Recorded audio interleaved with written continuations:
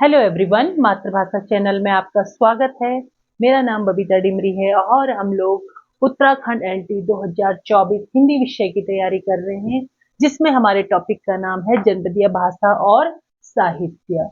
इस टॉपिक पर हम 11 वीडियो पहले ही कवर कर चुके हैं और आज हमारे भाग 12 है, जिसमें हमारे उत्तराखंड के कवि के बारे में हम वर्णन करेंगे। हमने पिछली वीडियो में उत्तराखंड के लगभग सभी जो लेखक और कवि दे रखे हैं उनका वर्णन कर लिया है।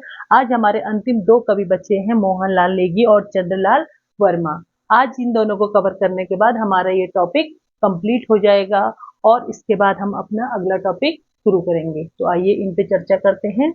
मोहनलाल नेगी। मोहनलाल नेगी का जन्म 23 जनवरी 1930 को हुआ था बेलगांव पट्टी अठूर टिहरी में।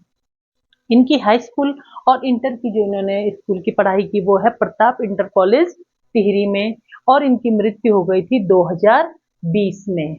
ये पेशे से वकील थे। इनकी प्रमुख रचनाओं पे चर्चा करते हैं। तो इनकी प्रमुख रचना है जोनी की छापू किले, इस पे 10 कहानियां हैं, और दूसरी है बुरांस की पीड़ा 1987, इसमें भी इनकी 10 कहानी है, और ये दोनों क्या है, इनके कहानी संग्रह हैं। उपन्यास की बात करते हैं तो इनके उपन्यास का नाम है सुनैना, जो 2012 में, और संस्मरण है इनकी यादों की गलियां, जिसका सन है 2019। नौकर जो इनकी हिंदी कहानी है, एक हिंदी कहानी का नाम है नौकर, और इसमें टिहरी के घंटा घर की कहानी, उसी की जवानी इन्होंने इस प्रकरण से शुरू किया है।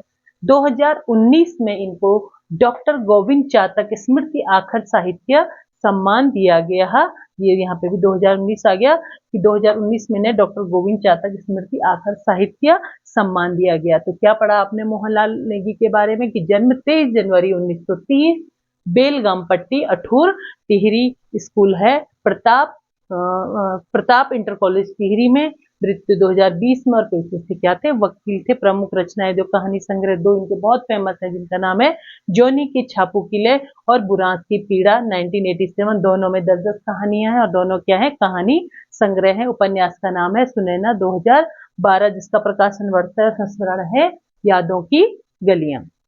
अब हम दूसरे राइटर पे आते हैं, अपने चंद्रलाल वर्मा पे। चंद्रलाल वर्मा का जन्म 1910 में सुनार मोहल्ला अल्मोड़ा में हुआ था।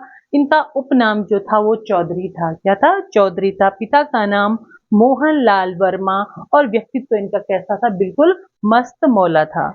रचनाएं जानते हैं इनकी। हिंदी कविता संग्रह इनका हलचल 2, जो कि 1940 में प्रकाशित हुआ था। कुमाऊनी कविताओं का संग्रह है इनका प्यास, जो कि 1950 में प्रकाशित हुआ था। 1960 में इनकी एक बहुत ही फेमस पुस्तक निकली, जिसका नाम था कुमाऊनी भाषा की कहावतें, और इस जो रचना पर इनको, इस पुस्तक पर इन्हें 250 रुपए का उस टाइम पुरस्कार भी दिया गया।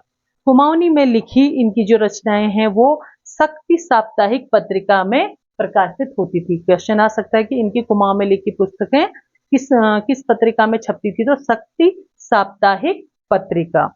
रीतिकालीन कवि जो हमारे बिहारी हैं, उनसे इनकी तुलना की जाती थी। आइए जरा रिपीट करते हैं चंद्रलाल वर्मा को। जन्म 1910, सुनार मोहल्ला अल्मोड़ा, उपनाम चौधरी, पिता का नाम मोहनलाल वर्मा, व्यक्तित्व कैसा था? मस्त मौला। कुमाऊनी रचनाओं का संग्रह क्या है? प्यास 1950, और हिंदी कविता संग्रह हलचल 2 1940 में प्रकाशित।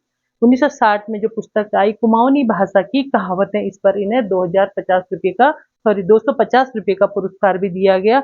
कुमाऊनी में लिखी जो उनकी रचनाएं हैं वो किस पत्रिका में छपी? शक्ति साप्ताहिक पत्रिका में, और रीतिकालीन कवि बिहारी से इनकी तुलना की जाती है। तो हमने मोहनलाल नेगी के बारे में और चंद्रलाल वर्मा के बारे में पूरा कवर कर लिया है।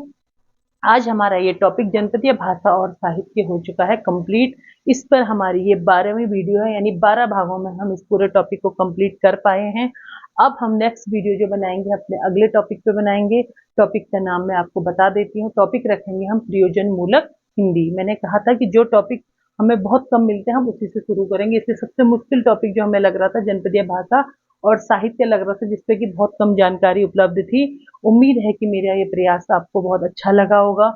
अगर आपको मेरी ये वीडियो अच्छी लगी है तो आप मुझे लाइक और सब्सक्राइब कीजिएगा, और धन्यवाद।